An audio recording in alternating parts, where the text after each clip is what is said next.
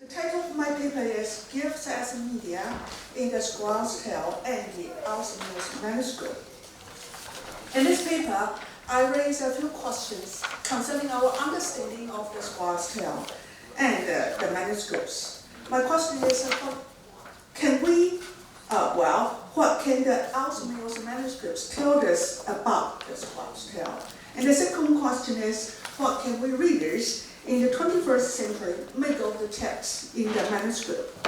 And finally, I'm going to tackle the question whether there is an alternative reading of the Squire's Tale based on the Ellesmere's Chaucer. In the 1990s, Norman Black and Peter Robinson launched the so-called the Canterbury Tales project in hopes that it can, I quote, make available in computer-readable form transcripts, images, collations, and analysis of all 84 extant manuscripts and 4 pre-1500 editions of the Canterbury Tales, unquote. Now, the Hangered Chaucer is available on CD-ROM, and the Ellesmere's Chaucer available online. Okay. And a number of PhD dissertations on individual and selected early manuscripts in recent years provided us an extension to the information provided by Black and the project's associates. So, it's so very important for us to understand this very complex textual tradition of Chaucer's Canterbury Tales. Why does it matter? A problem with Chaucer's scholarship has been that scholars more often than not read the text, tend to accept the textual evidence of the manuscripts at second hand. Well, second-hand information can be extremely misleading, as we all know it well. So take myself, for example, relying on second-hand information, my understanding of the manuscripts as physical objects is often partial and sometimes even distorted. My personal kind of experience tells me that many of the physical features of manuscripts may be obscure or mistreated according to the way they are transmitted. 29 years ago, I took a doctoral seminar on medieval scribes and the art of writings at MSU. Once I was assigned to do a small transcription and edition of Mandeville's Travels from a manuscript at the library. My homework and oral report were poorly presented, as they led to a great loss of information on the text at hand. As a novice, I had to rely on someone else's description of the manuscripts and assume accuracy in others' observations of the text to inform my classmates about the handwriting in the manuscripts. I was not at all comfortable when I did my presentation, and I found my result, the transcript of the text, disappointing and untrustworthy. And another time, one summer, my professor sent us to do a 4-week workshop on paleography at the U of Michigan, where he and his colleagues worked with manuscripts in Old Irish, Latin, and Greek. With the high tech of the 90s, I witnessed how leaves of gold could be scanned and zoom in and zoom out and examined carefully. Transcription exercises, both in class and as full homework, gave me the opportunity to wrestle not only with the variation in later forms that occurred as scripts evolved, but also with abbreviations and different systems of punctuation. This demanding practice within 4 weeks gave me a much keener appreciation of the differences between scripts and the challenges of editing. At the same time, there and then, I understood facts, that is, the use of second-hand textual evidence is convenient, but it denies the truth of a manuscript and overcreates a poverty of observation of its physical feature. At the time of so-called digital inconvenience, I could do little to tackle the difficulties I encountered. Unfortunately, up to now, the way our understanding what a medieval manuscript is and what it shows us has been, in many cases, arrived at second hand. That is the first problem. Another problem is that we tend to take the medieval idea of the book as a modern printed text. For many Chaucer scholars, the importance of a particular manuscript is frequently related to the versions of the text in display, but we need to know more information about the manuscript culture in Chaucer's time so as to determine the nature of manuscripts and its text, even if it is at the level of scribal activity. As Hannah argued, what is amazing, I quote, about the early circulation is precisely the early proliferation of the copies. At least 6 manuscripts might be dated from the first decade of the 15th century, immediately after the death of the poet. This is in fact unusual, where frequently surviving copies date long after the act of composition, unquote. From the textual evidence in Canterbury Tales' early copies, which were done in haste, in proliferation, yet incomplete, we may infer that there was no consensus among the scribes about its whole or the order of the tales. With Hannah's comments in mind, we may also understand why, after 600 years and numerous modern editions of Chaucer's Canterbury Tales, there is still no consensus among scholars about the nature of the manuscripts and Chaucer's intention. So my first question is, what can the Ellesmere's manuscripts kind of tell us about the Squire's tale? We literary scholars are primarily concerned with the text, and we often interpret the edited text based on acceptance of manuscript description in the textual tradition for over 2 centuries. Until very recently, almost all scholars accepted the assumption of previous scholarship and assumed certain restrictions on our view of the text, the dating, and the order of the tales. Turwick's edition of 1775 formed the basis of modern Chaucer editorial practice. He is the first editor ever to show awareness of the Canterbury Tales as an unfinished work. The Riverside Chaucer, published in 1987, edited by Larry Benson, is a standard scholarly textbook for my generation and our students. Benson admits that his edition strives to present a diversity of viewpoints with disputed readings, supported by lists of manuscripts and editorial variants. In his note to the edition of Squire's Tales in the Riverside, he remarks, I quote, "In some manuscripts, the Squire's Tale is placed immediately after the Man of Law's epilogue and before the Wife of Bath's prologue, with a spurious line. Likewise, in some manuscripts, the Franklin's Tale is preceded by the Clerk's Tale with a spurious link, and in Turwick's edition of the Franklin's Tale is linked by a spurious transition to the Physician's Tale. In the scribal orders of Fragment 4 and 5 are the most frequently disarranged. In the manuscripts of the Ellesmere's order, however, the integrity of these fragments is maintained. And in the Ellesmere's manuscript, the passages from Fragment 4, line 2419, through Fragment 5, 93, is written as one continuous speech by the host. This and the Squire's reply in Fragment 5, line 4 to 8, are headed the prologue of the Squire's Tale. So many scholars, therefore, consider Fragment 4 and 5 as a unit, as a single unit. Unquote. From Benson's editorial note to the Squire's Tales, we get to know that what is being examined and why.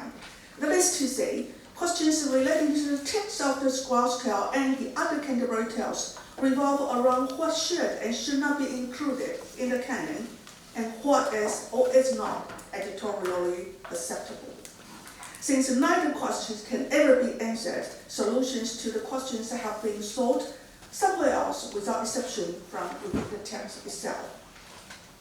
That is to say, the manuscripts, as the media through the text is conveyed to the reader, has really hardly been considered sufficiently important to such inquiries. Skip. Given the diversity of editions of Chaucer's Canterbury Tales in the last century, recent Chaucer scholarships contributes toward the acknowledgement of the lack of harmony about the manuscripts. Unfortunately, most studies take granted the authority of manuscript evidence at second hand, carrying on the practice of basing research on the editions of previous editors and scholars. So the purpose of this paper is to demonstrate the importance of an understanding of the manuscript culture in Chaucer's time through an analysis of the physical features of the manuscripts of the Ellesmere's manuscripts within which the Squire's Tale is situated. Such an inquiry may allow insight into the order, the date, and the meaning of the tale, and make it possible for us to see how the text was published in a textual tradition of extreme complexity, given that it involves many parties: Chaucer the poet, his scribes, his families and friends, his patronage, and in particular, the marketing of his work. Now I jump to the second part of my paper. So what can we readers in the 21st century make of the text in their manuscripts? Colored images of the Ellesmere's manuscripts are now available at the Huntington Library website. So you can look at that manuscripts leaf by leaf in color, and then you can zoom in and zoom out, and then kind of sort of take a closer look, okay, of every bit of that manuscript. So an understanding of the manuscript's media may help us to appreciate the ideas of previous Chaucer scholarship within a fresh cultural context, that is, the digital or the so-called the media culture. Larry Benson and other scholars have taken the order and linking together of the clerk's tale, the merchant's tale, the squire's tale, and the Franklin's tales, generally of Chaucer. Yet, according to a scholar, the codicology of the manuscript does not support Benson's view. I quote, "A close examination of the color of ink and scribble features shows us that these four tales were worked on late as a group in the manuscript's assembly. The linking passages arrived late and were copied into spaces left for them. Progress towards such a state of production is visible in the physical features of the Ellesmere's manuscript. The tales as a group were quite clearly left unfinished. The incompletions of the work may be due to the death of the author.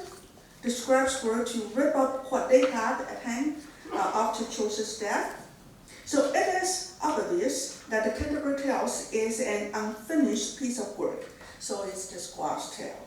Making copies of Chaucer's Canterbury Tales should have been already taken place while he was still alive. But at the time of his death, most of the tales may not have been in the right or satisfactory order.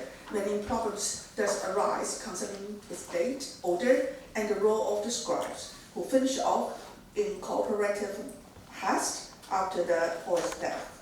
In short, to consider the Squire's Tales as an example of finished text is to mistaken the conditions of its existence. There are several possibilities of its open-endedness. Online colored images of the Ellesmere's manuscript, leaf by leaf, showed us that in the Ellesmere's copy, both the scribe and the illuminator left the final sections of the tale and left space as if they expected to get them from somewhere else, say from exemplars available either before Chaucer's death, after Chaucer's death, or both before and after. I can also give the long quote and then jump to my concluding of long description of the physical features of the Squire's Tale in the Ellesmere's manuscript. So the physical presence of the linking passages in different colors in the Squire's Tale and the Franklin's Tale in the Ellesmere's manuscript under consideration may afford us an opportunity to come up with a different view of the meaning of the Squire's Tale. It is brilliant now. It is brilliant that full-color images are now available on the World Wide Web, and they open up new possibilities for us to access to the codicolology of the early copies of Chaucer's poem. Because of time limit, I will jump to the third part. Okay. So my question is there an alternative reading of the Squire's Tale based on the Ellesmere's Chaucer? My answer is yes, but not quite. In the Canterbury Tales, Chaucer seems to have been attracted by the idea that he could turn his hand to any new treatments of the old books, and each time challenging his predecessors, and even more radically parody them. In these sections, I will talk about the ways Chaucer probed his audience idea of romance in the Squire's Tale. What interests me here is the dialogic or intermediate intertextual elements Chaucer seems to be keen on presenting to his readers. The very fact that the Squire's Tale is ever in the making, without an ending, and that the closure of fragment 5 of the Ellesmere's manuscripts is ever an open question for Chaucer's scholar. One wonders, for example, if the linking passages between the Squire's Tale and the Franklin's Tale in the manuscripts may not be partly accidental or purposeful. Or perhaps linking is not the right term. There is much dispute about its significance. Did Chaucer intend that the Franklin's interrupts the Squire? Given that only 6 manuscripts, including the Ellesmere's, join the Squire's Tale and the Franklin's Tale with this link, yet an impressive 30 manuscripts, also including Ellesmere's, place the Squire's Tale directly before the Franklin's Tale. So what can we make of this link, okay, in the Ellesmere's manuscripts? Judging from the problematic natures of the link in fragment 5, the Squire's Tale seems to have an extra-literary element, which Parkin calls dialogism, a feature of literary discourse which sharply senses its own listener, reader, critic, and reflects it in itself the audience anticipations, expectations, objections, evaluation, and points of view. Chaucer could have used this dialogical discourse in various ways in the Squire's Tale so as to satisfy or to challenge his scribe's expectations of the English romance. And by doing so, the dialogical nature of the English romance reflects and refracts different people's perceptions of the closure or the open-endedness of the Squire's Tale. Skip a few passages and then jump to the concluding part. Well, maybe not. Okay, this is Cheng. Okay. Well, on page, say, your copy.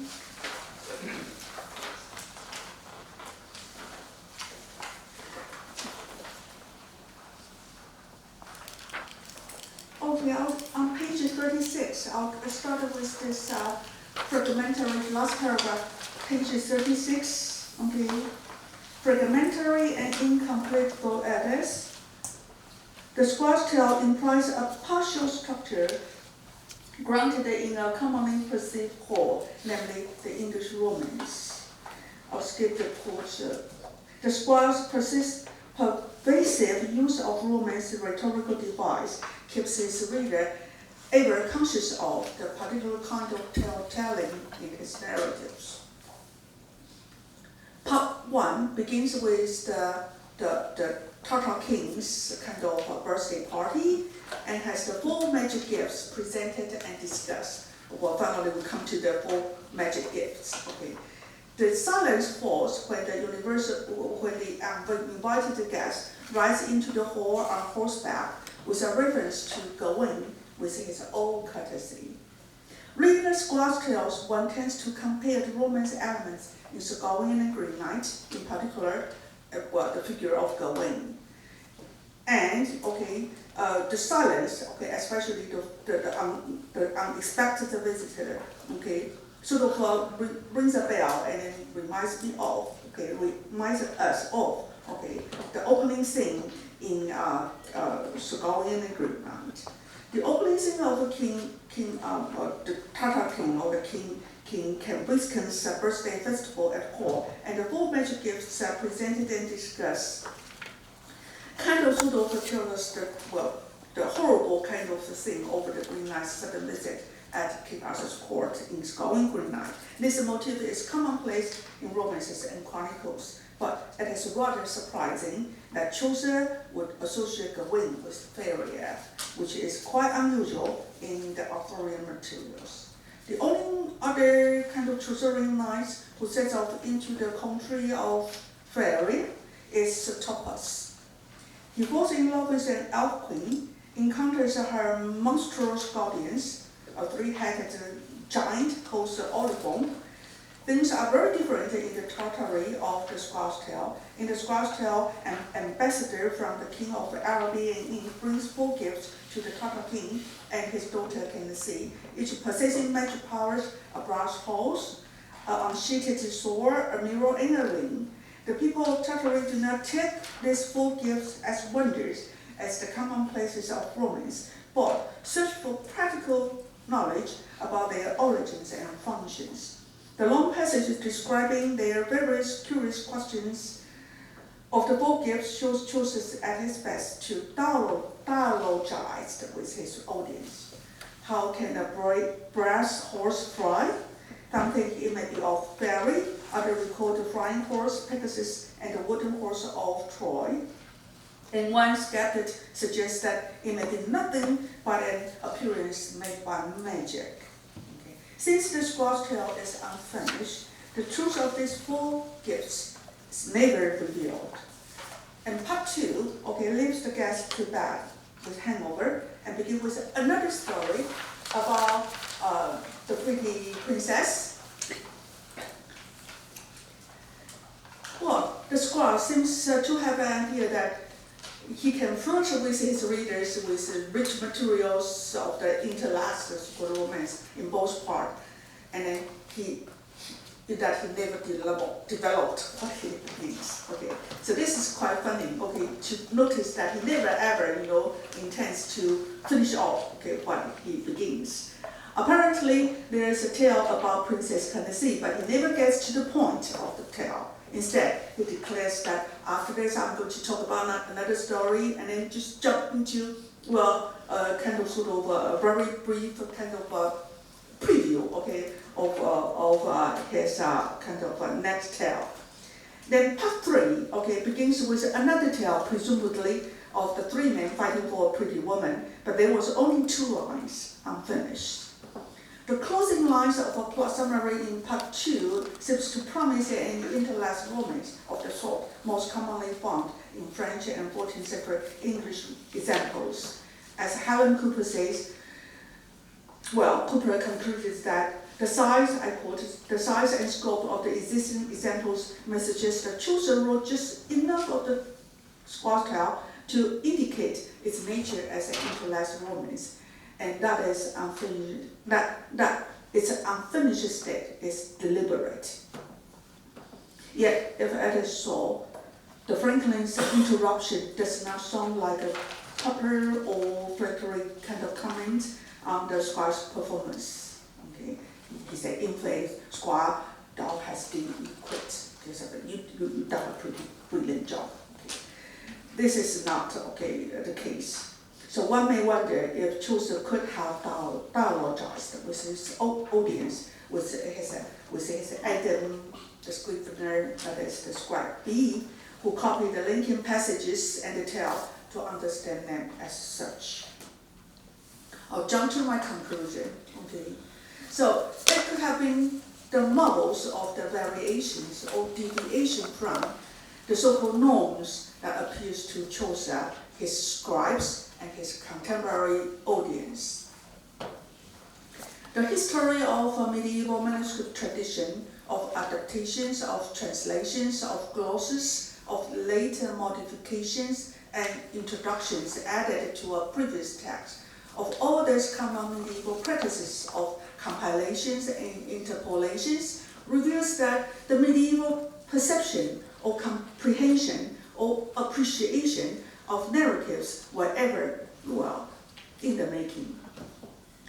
This can perhaps explain why many of the Romance conventions we expect in the Squire tale are only partial, limited, and therefore inadequate to apply to the tale. In terms of physicality, the incomplete status quo of the text in the Ellesmere manuscript further illustrates the ways Chaucer deliberately uses the so-called defamiliarized tale, or to cross-fertilize the norms of homos. The game of intertextuality of Chaucer plays with his readers in the Squire tale not only reveals the poet's conception of the nature of the genre, but also indicates the English public's conscious pleasure in variation. A delight comes from one's perception of differences, of an ongoing deviation from or hybridization of certain norms in the world of romance. The opportunities to re-examine the four tales in the Ellesmere manuscript, now in full color, has been taken up by many scholars. For those who have access to the facsimile edition of the Ellesmere manuscript published by Judo in 1996, the opportunity to look at a lifelike reproduction in digitalized form has allowed for a greater appreciation for the physical features of the manuscripts, now available, as I just mentioned, at the Huntington Library website.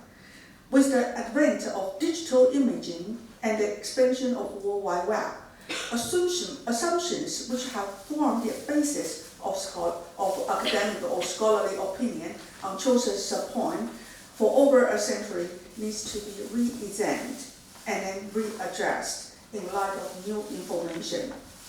And changing literary interpretation of the text either by, Ding Xiu, by Mooney, and then by Said, by Baking, or by many contemporary literary critics that provide us a different kind of a never-ending source of subjective new ways to look at the text. Yeah, we got this new kind of critical approach to interpret the old text, based on our kind of personal or individual kind of intellectual kind of preference, if you like. So the Squire tale has seemed to be many readers an incomplete performance. The scribes of the two earliest manuscripts, the Ellesmere and the Cambridge University manuscripts, evidently didn't think so. So they leave parts of the leaf blank, where the Squire's tale breaks off, as if they suspected that the exemplars happened not to include Chaucer's complete production. David Lawton believes that when Chaucer wrote the final lines, he meant to give us a longer point about the falcon and the sister.